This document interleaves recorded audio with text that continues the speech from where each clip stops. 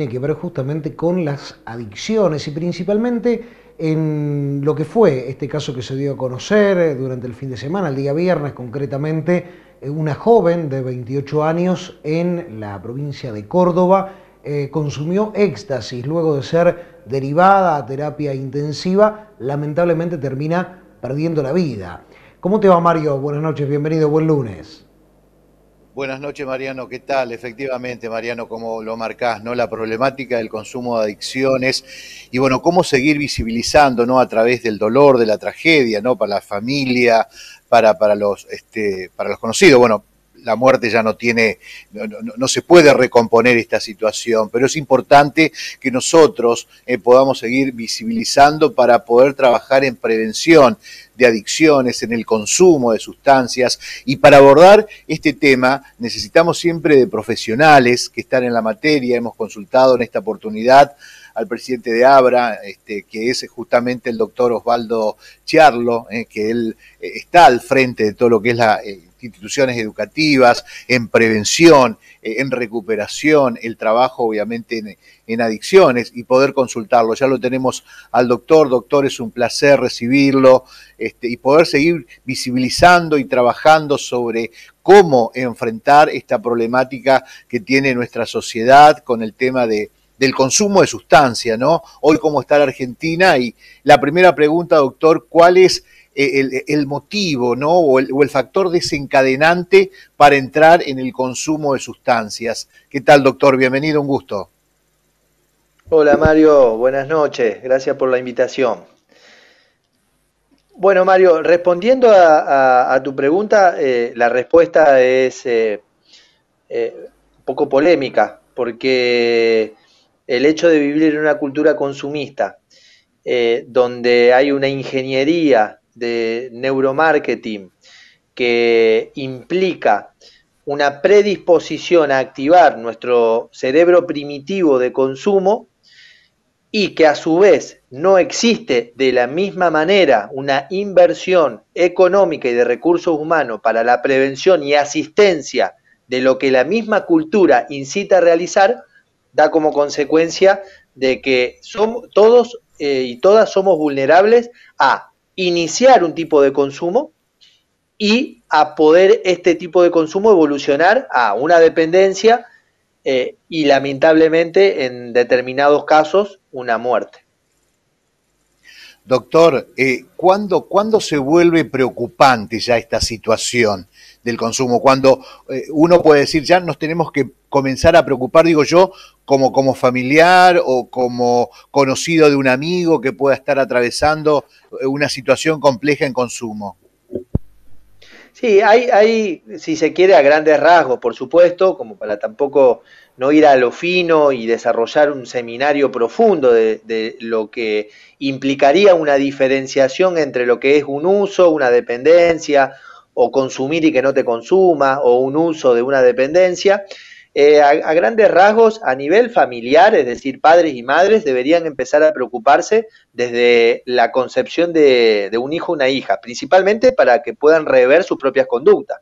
Porque, por ejemplo, yo en la actualidad tengo dos situaciones de familias donde las dos hijas dieron la casualidad de que fueron bebas, dieron positiva de cocaína. Entonces ya inicia un tratamiento los padres, no obstante ya hay que ir poniendo el foco en esa beba que dio positivo de cocaína.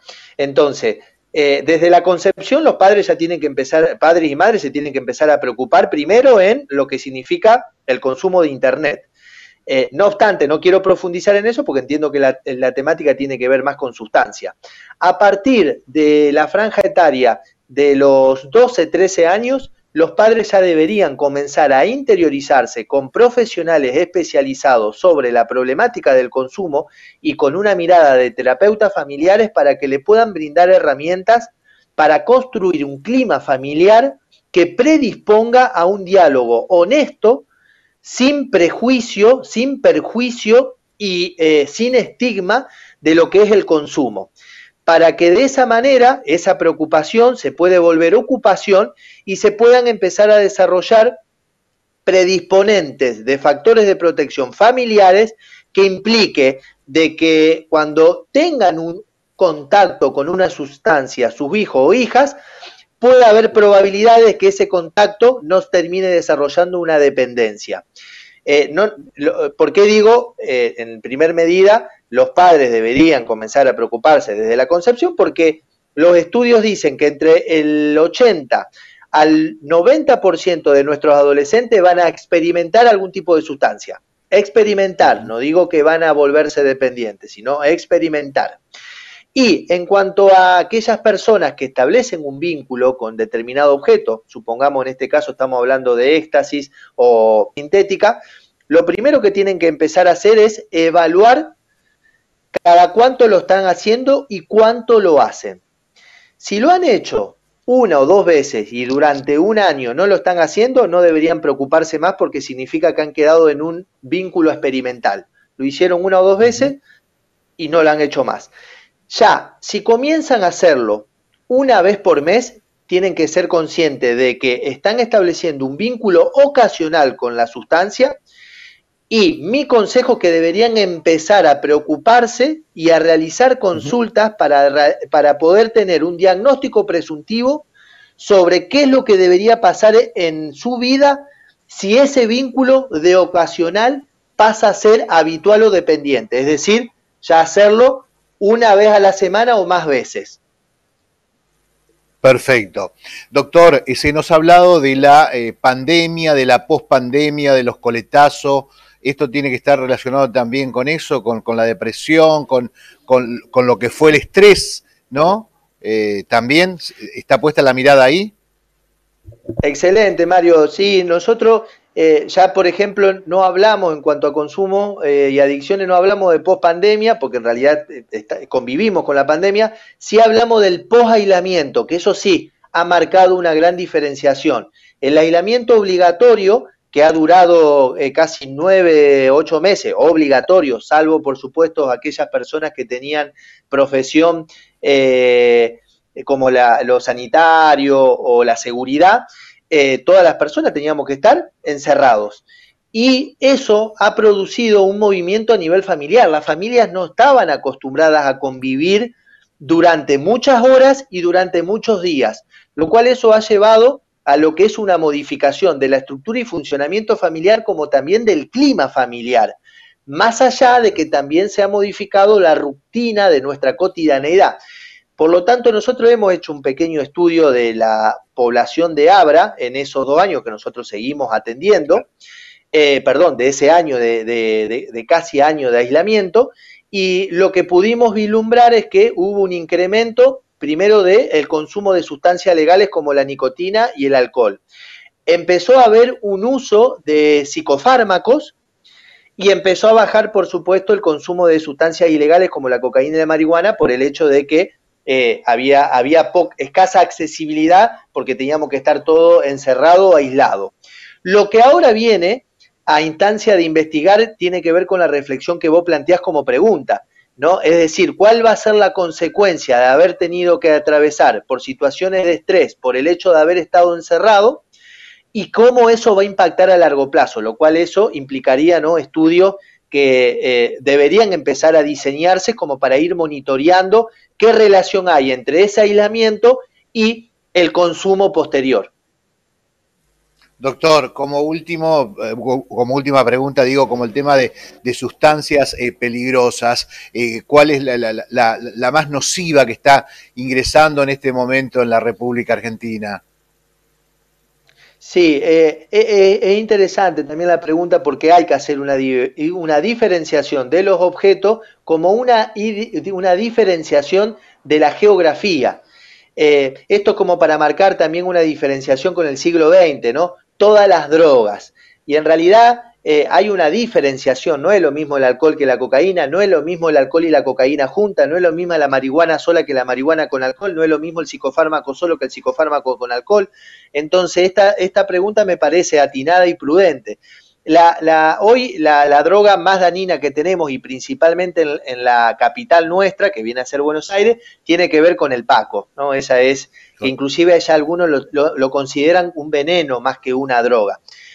Lo que luego, y ya que tiene que ver más con nuestra geografía, es decir, Santa Fe, capital y principalmente Santa Fe capital y el Gran Rosario, estamos hablando de la cocaína, pero la cocaína de modalidad fumada, que no es Paco, sino se agarra la cocaína y de la misma manera que se hace con el Paco, virulana, bueno, y algunos elementos más que no viene al cabo ahora desarrollarlo, lo que se hace es fumarla. Entonces, hoy la sustancia más dañina es la cocaína fumada. Luego viene la cocaína tomada, es decir, esnifada, aspirada, pero mezclada con alcohol.